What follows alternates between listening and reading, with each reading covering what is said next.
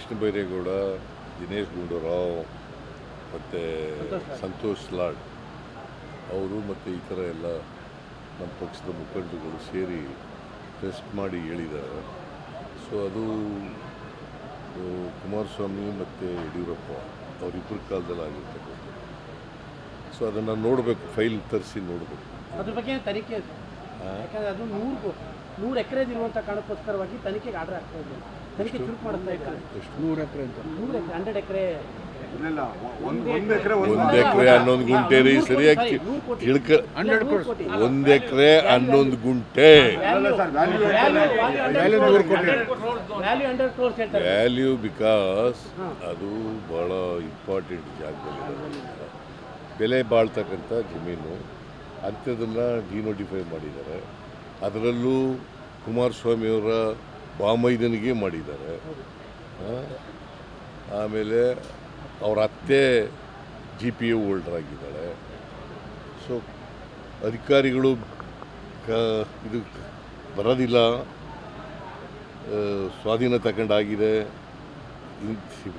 ಇದು ಅವಾರ್ಡ್ ಎಲ್ಲ ಕೊಟ್ಟಾಗಿದೆ ಅಂತ ಹೇಳಿದ್ರು ಮಾಡಿದ್ದಾರೆ. ಮತ್ತು ಯಾರು ಸತ್ತೋಗಿದ್ದಾರೆ ಅವ್ರ ಹೆಸರಿನಲ್ಲಿ ಮಾಡಿದ್ದಾರೆ.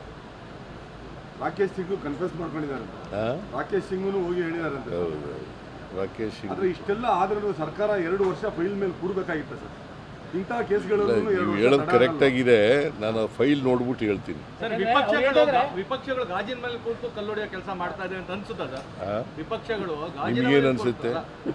ನಿಮ್ಗೇನು ಅನ್ಸುತ್ತೆ ಹೇಳಪ್ಪ. ನಮಗೆ ಕೇಳ್ತಾ ಇದ್ದಾರೆ. ನನಗೆ ಕೇಳೋದಿರಲಿ, ನಾನು ರಾಜಕೀಯ ನೀನು ಹೇಳು. ನೀನು you are not a politician. ನಿನಗೇನು ಅನ್ಸುತ್ತೆ? ಪಕ್ಷದವ್ರು ಹಂಗೆ ಮಾಡ್ತಾ ಇದಾರೆ ಅನ್ಸುತ್ತೆ ಸರ್ ನನಗೆ. ಇಬ್ರು ಗಾಜಿನ ಮೇಲೆ ಕೂತ್ಕೊಂಡು ಅವ್ರ ಮೇಲೆ ಇವ್ರ ಮೇಲೆ ಅವ್ರು ಮಾಡ್ತಾ ಇದ್ದಾರೆ. ಎಲ್ಲಿ ನಾವು ಎಲ್ಲಿ ಮಾಡಿದ್ವಿ? ಆರೋಪಗಳು ಮಾಡ್ತಾರೆ. ಎಲ್ಲಿ ಮಾಡಿದೀವೇನ್ರಿ?